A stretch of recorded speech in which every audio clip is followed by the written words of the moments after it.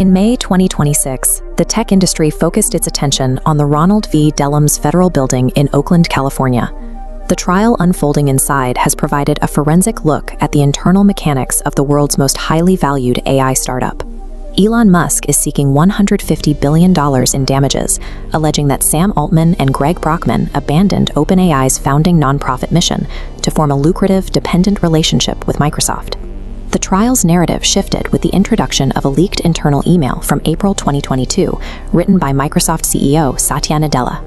This chart shows the financial scale Microsoft expects from the partnership. Internal memos projected a $92 billion return on that investment, assuming a 20% annual increase in returns starting in 2025. In his 2022 email, Nadella told his executive team he wanted to avoid a dynamic where Microsoft became IBM, while OpenAI became the next Microsoft. In 1981, IBM dominated the computing market, but relied on a startup named Microsoft to provide the operating system for its personal computers. IBM eventually lost control of the software ecosystem, allowing Microsoft to capture the majority of the industry's value over the following decades.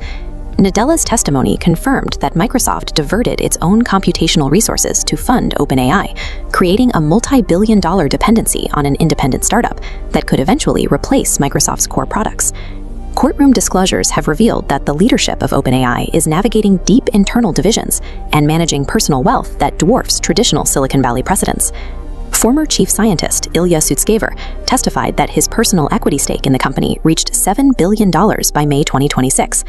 Sutskever described his role in the 2023 attempt to remove Sam Altman, testifying that he spent a year gathering evidence for a 52-page dossier. The document detailed what Sutskever called a consistent pattern of lying designed to pit executives against one another.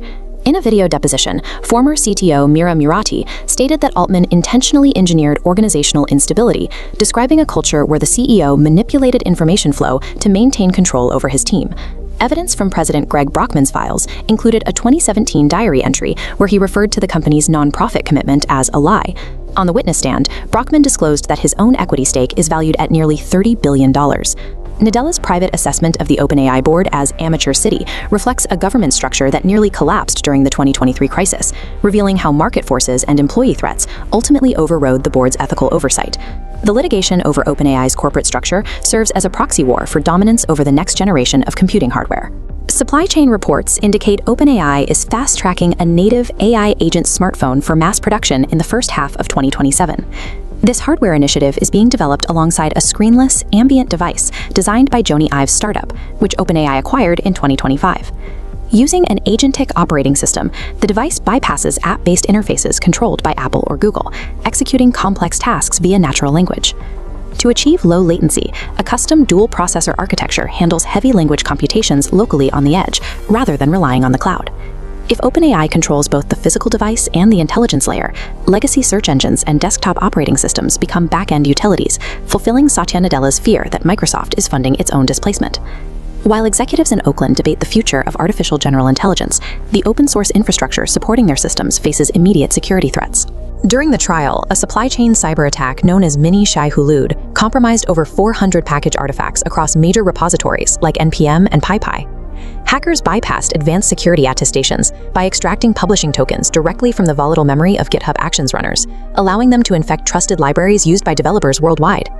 The malware used stolen credentials to automatically republish itself. It also included a destructive payload. If a developer revoked a compromised token, the worm attempted to wipe the user's home directory to delete traces of the breach. The race to build superhuman intelligence is currently led by a small, isolated group of hyper-wealthy executives fighting for absolute monopoly control. Yet the foundational codebases they rely on remain susceptible to automated exploits that can steal core developer secrets in real